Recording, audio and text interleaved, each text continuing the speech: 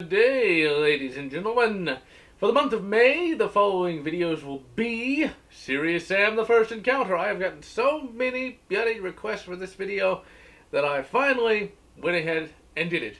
Now, I've already done a Serious Sam First Encounter video on CGR Undertow, but this video is, of course, going to be much more detailed. I'm going to talk about the various weapons, and I still stand by my previous statement of the fact that Serious Sam is not really a throwback to Doom at all. It really does indeed do its own thing. It's just so many times you'll see it's like, oh, it's a throwback to this, a throwback to that. Realistically, it does its own thing. It has a new style of, this arena-based gameplay that really hasn't been replicated altogether that much, at least in terms of the sheer size of the arenas. Then for the comic review this month, it's going to be Batman vs. the Predator 1. There's actually 3 of the bloody things. After that, there's going to be the final review of the month is going to be Shadow Warrior 1997. Now, if, of course, you support on Patreon, you already know this. In fact, if you support on Patreon $10, you can already see Serious Sam already. Because the $10 mark on Patreon allows you to see a video a week early. Now then, for the next 3 months, I have already planned the reviews, and you guys should be very happy with the reviews that I have chosen. If you support on Patreon, you already know what those reviews will be. Furthermore, there's going to be a new review series, and that is going to be a review series chronicling the crappy adventures of Star Trek Discovery. I did indeed finally watch it, and, well, I had hoped that maybe it might be good. I had hoped that it might not be as bad as all the various internet reviewers had said it was. I had hoped that there might have been some hyperbole. Maybe it was good. Maybe it actually was a halfway decent show. It wasn't. In fact, in many instances, it was worse than just about everyone said it was. There's a lot of elements that I think people didn't pick up on when they watched it. They were blinded by some of the bad. They were blinded by some of the bad elements that weren't as bad as some other elements that you might miss. One of the most notable ones is the space sonar. There's actually more problems with that episode than just the space sonar. The very idea that the space sonar would even if space sonar worked, it's subspace sonar, let's call it that, how could one planet allow you to see all the Klingon ships in the galaxy? It makes no sense, and it's really dumb.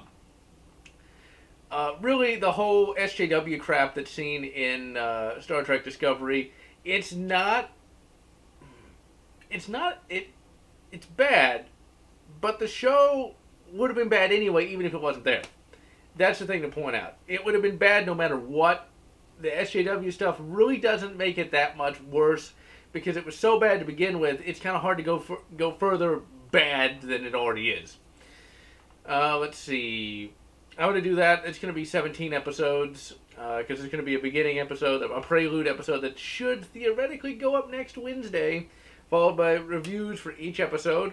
They're just going to be basic reviews, just still images over voice audio from me. But there's going to be a beginning video, all the episodes, and then an outro video saying how it could have potentially been better, or why was there a second season commissioned to begin with. Let's see.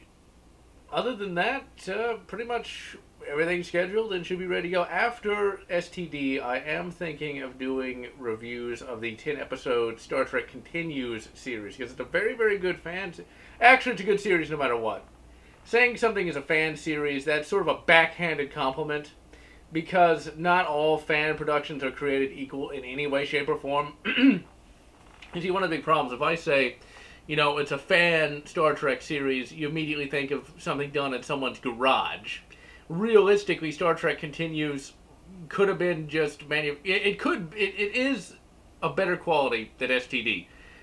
The effects, I think, while not as good, are much more genuine. Actually, the effects are pretty good. It's better than STD in every conceivable way.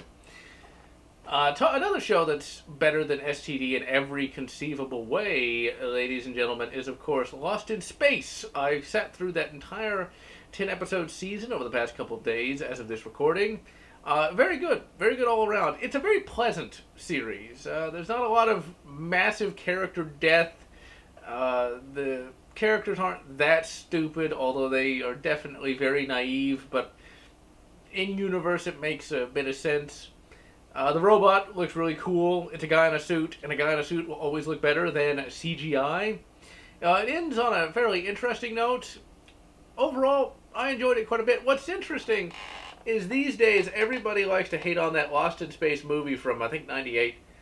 Honestly, I kind of liked it. Actually, no, I'll straight up say I liked it back in the day. I legitimately liked it back in the day, mainly because good, high quality. Okay, see, look, it's not high quality sci-fi in practice, but the ships look good. The plot could be better. The acting could be better, but it's still a nice sci-fi movie. It's of course nowhere near quality of Star Trek or anything like that, but just to have a nice generic sci-fi movie once in a while is very enjoyable with a nice budget. Yeah, that CGI monkey was pretty bad, but if you ignore that, you know, you got all the space battles, you got the cool looking spiders, and of course, I can't remember his name now. I can't remember his name. It's not Daniel Day-Lewis. The guy who played Gordon in the Dark Knight movies. That guy. He does a very good Dr. Smith. Like, there is not a single piece of scenery that is left unchewed. One thing that is kind of funny about the new, the 2018 series is the fact that, okay, Will Robinson is always annoying just because, well, he's an annoying kid and he's kind of written to be annoying. Although, in that '98 movie, he was kind of annoying as well. I guess the big problem with the '98 movie is he was really, really stupid. But anyway, in this show, he's kind of dumb, but he's the kind of dumb that doesn't make a lot of sense to me. You would think if you had one bit of knowledge, it would lead to another, but evidently it doesn't. So it's like, you would think that if the guy can, like, strip out a power converter and fix it, he could tell if someone was fucking lying. I mean, you would think one would lead to the other, but I guess not. And that's true in real life, too. But still, it's like, how stupid can some people be, I have to ask.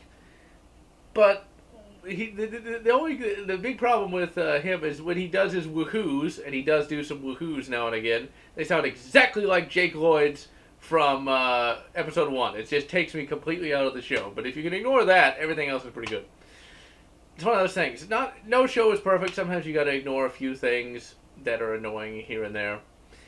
Let's see what else we got. Rampage. I did see that in the theater, and it was actually a very entertaining movie. It knew what it wanted to be and did it. So many video game movies fail at being faithful adaptations of the video games. It's like they hate the video game and they want to be as different from it as possible. Now, in the movie, there are some changes from the original Rampage arcade game. Now, I didn't play the arcade game back in the day. In fact, I only played, at first, the N64 games, and then finally, a number of years later, I got a hold of the original NES Rampage cartridge, which was still fun, even all those years later. But in the original Rampage game, you had a giant ape, you had a Godzilla-looking sea monster, and you had, I think it was a giant wolf or a giant rat, but I forget which. Now, in the movie, you still got the giant ape, but then you got a giant crocodile and a giant wolf. In the games, they were originally people that were transformed to that. In the movie, it's the animals themselves. It's not that big of a difference. Not really, in many instances. And the whole idea behind the games was giant animals smashing up cities. And in the movie, you got giant animals smashing up a city. It works. The Rock, his acting skills have improved considerably over the years. And he was a very entertaining character to watch. What's really quite funny is I watched pretty much 2 Rock movies back to back almost. I finally watched Jumanji, Welcome to the Jungle, and that was a much better movie than I thought it was going to be. Like, I expected it to just be some modern day crap, but it was actually quite entertaining. The characters were actually fairly interesting. The Rock did a very, very good job. Jack Black was absolutely hilarious. I feel like I've said this before. I don't remember. Maybe I have. But, yeah, Jack Black was absolutely hilarious. Overall, great movie. Then Rampage and Rock still did a good job.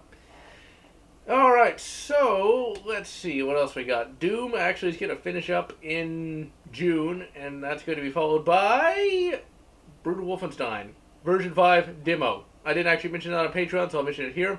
That only is going to run for like 5 episodes, though, just because those levels are very short and sweet and to the point.